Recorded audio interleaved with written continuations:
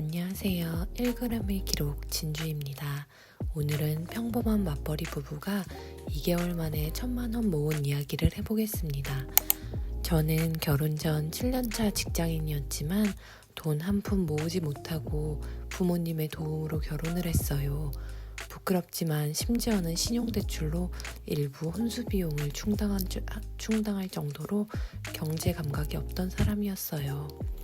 결혼을 하고 신랑에 대한 미안함으로 돈을 모아야겠다고 생각했고요.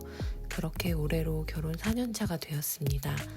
작년까지는 별다른 목표를 세우지 않고 돈을 모아왔는데 뭔가 쌓이긴 하는데 체계가 보이지 않더라고요. 그래서 올해 초 2022년 돈 모으기 운동 첫 번째 프로젝트로 6개월 1000만원 모으기에 도전했습니다. 그런데 올해 2월 2개월 만에 1000만원이 넘는 돈이 모였더라고요. 총 1152만 5,955원을 모았습니다. 월 급여가 엄청 많은 거 아니냐고요? 그렇지 않고요. 저희는 30대 후반의 맞벌이 4인 가구예요. 자녀는 28개월, 2개월 아기 2명이 있고요. 제가 올해 1월에 둘째를 출산해서 현재는 출산휴가 중이고 5월부터는 육아휴직에 들어갈 예정이에요. 5월부터는 외벌이 체제로 신랑 월급에만 오로지 기대해야 하는 상황이어서 1월부터 5월까지 고정비 줄이기와 지출 통제력 기르기를 목표로 열심히 살아가고 있답니다. 아무래도 아이가 있으면 절약하기가 생각보다 쉽지 않아요. 기저귀, 분유, 개월 수마다 사줘야 하는 옷 등 소비가 끊임이 없죠. 그럼에도 불구하고 목표가 있으니 가능했답니다. 올해 1월과 2월 돈을 모은 상세 내역이에요. 1월에는 196만 2,300원을, 2월에는 956만 3,544원을 모았습니다. 사실 1월에는 신랑 회사에서 성과급이 들어오기도 하고 2월에는 제 연말정산 환급금도 들어왔어요. 또 출산과 동시에 출산 축하금이 많이 들어와서 가능했던 저축 금액이기도 해요. 하지만 그 돈을 다 소비할 수도 있었는데 한 푼도 손대지 않고 모두 저축할 수 있었던 건 목표가 있었기 때문인 것 같아요. 그럼 구체적으로 수입원에 따라 어떻게 모아왔는지 설명해 볼게요. 첫 번째로 급여입니다. 월 급여의 23%를 저축하여 투자금을 마련했어요. 사실 월 23%면 굉장히 낮은 저축률이죠. 1월까지는 신용카드를 많이 써서 지출 통제가 많이 안 된 게 사실이고요. 고정비가 많았어요. 고정비는 얼마 전 통신비와 보험을 싹 정리해서 많이 줄였답니다. 투자금으로 모은 돈의 일부는 세계 시총 1위인 애플과 월 배당주로 유명한 리얼티 인컴을 추가로 매수했어요. 국내 주식은 ISA 계좌에 모아가고 있는데요. 고배당주인 맥쿼리 인프라와 현대차 EUB를 추가로 매수했답니다. 국내 상장 해외 ETF의 대표주자인 타이거 S&P 500을 적립식으로 모아가고 있습니다. 두 번째는 부수입입니다. 부수입 목표 금액은 월 30만원입니다. 부수입으로 고정저축의 하나인 주택 청약 비용을 충당하고 있어요. 이렇게 강제장치를 만들지 않으면 부수입으로 들어온 돈을 계속 공돈처럼 쓰게 되더라고요. 부수입은 당근마켓, 기프티콘 판매, 크몽 전자책 판매, 네이버 블로그 애드포스트, 예금이자, 회사 출산 축하금 등이 있었습니다. 네이버 블로그 애드포스트는 블로그에 광고를 단 지 2년 만에 5만 원이 넘어서 겨우겨우 처음으로 입금을 받았습니다. 소소하지만 기쁜 수입이었어요. 이렇게 부수입 중 10만 원은 주택 청약을 넣고요. 부수입이 많이 쌓이면 향후에는 통신비나 보험료 등 다른 고정비를 부수입으로 지출할 예정입니다. 세 번째는 자녀가 있으신 분이라면 아실만한 아동수당, 영아수당, 양육수당이에요. 28개월 첫째는 어린이집을 다녀서 따로 양육수당이 없고요. 2개월 둘째는 영아수당으로 월 30만원을 받습니다. 그리고 공통적으로 아동수당을 월 10만원씩 받아서 월 50만원의 수당이 들어옵니다. 이 비용은 이율이 비교적 높은 새마을금고에 적금으로 넣어서 만기가 되면 한 명당 300만 원씩 증여를 하고 주식 매수를 해줄 예정입니다.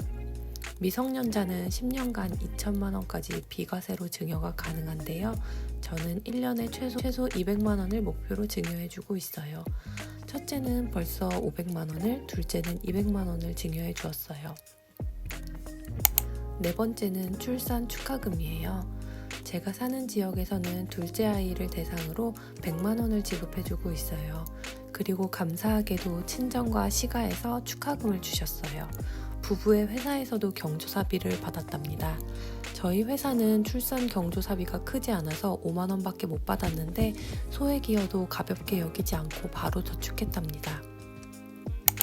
월급에서 고정비용과 변동비용, 월 저축금액을 제하고 난 금액은 잔액이죠. 이 잔액은 토스 파킹 통장에 넣어서 부동산 투자 시드머니로 모으고 있어요. 토스에는 돈 모으기 기능이 있어서 최대 30개까지 구분해서 공간을 설정할 수 있어요. 1억 원까지 연 2% 이자를 주고 매일 이자 받기를 할 수 있어 일복리 효과까지 누릴 수 있답니다. 이렇게 하면 계좌는 하나지만 그 안에서 쪼갤 수 있기 때문에 통장 나누기 기능도 할 수 있어요. 사랑해요, 토스. 지금까지 평범한 직장인 부부가 2달 만에 1,000만 원 모은 이야기를 정리해봤는데요. 사실 별거 없죠. 누군가는 저희에게 월 급여가 엄청 많은 거 아니냐, 출산해서 수입이 몰려서 그런 거 아니냐, 특수한 케이스이므로 내 상황에 적용할 수 없다, 이렇게 말씀하실 수도 있을 것 같아요. 하지만요, 돈 모으기의 핵심은 수입, 즉 급여의 많고 적음보다 지출 통제력인 것 같아요. 많으면 많은 대로, 적으면 적은 대로 본인의 수입 안에서 지출을 최대한 줄이고 또 부수입을 늘릴 수 있는 방법을 찾아서 수입을 늘리면 돈이 모이더라고요. 결혼 전 돈 모은 거 하나 없이 결혼했던 7년차 직장인인 제가 결혼 1년 6개월 만에 7천만 원을 저축해서 내 집 마련을 했고요. 물론 은행 대출도 받았고요. 그 후 결혼 4년 차인 지금 저희 부부의 자산은 결혼 시점과 대비했을 때 3배나 증가했어요. 누군가에게는 많지 않은 금액일 수도 있지만 저는 구 소비여정에서 현 저축요정 짠순이로 변신했답니다. 이 영상을 시청해주신 분들도 함께 해보면 좋겠어요.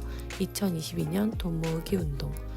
우선 최근 3개월 카드 내역을 정리해서 나의 참새 방앗간, 즉 불필요한 소비 항목이 뭐가 있는지 확인해 보시고요. 월 지출 예산과 항목별 예산도 수립해 보세요. 그리고 예산에 맞춰 가계부를 작성해 보세요. 가계부는 너무 자세히 적을 필요도 매일 적을 필요도 없습니다. 일주일에 하루 날 잡아서 카드 사용 내역을 보면서 적어보세요. 시간도 얼마 걸리지 않아요.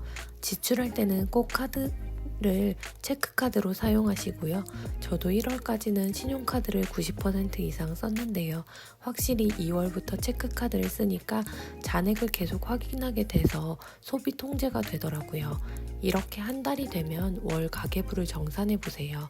월 예산과 대비해서 많이 쓴 항목, 적게 쓴 항목을 확인하고 다음 달 예산은 더 현실적으로 잡아보세요.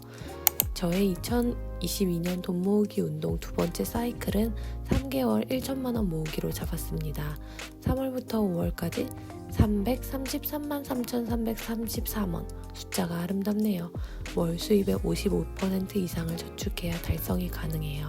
저는 5월까지만 월급이 나오고 육아휴직에 들어가니까 5월까지 열심히 모아야 해요. 그리고 5월부터는 여태까지 다져놓은 지출 통제 근육을 활용해서 외벌이 급여로 허리띠를 졸라매고 살아보려고 합니다. 지금까지 영상을 시청해주셔서 감사하고요. 영상이 도움이 되셨다면 좋아요, 구독 꾹 눌러주세요. 감사합니다.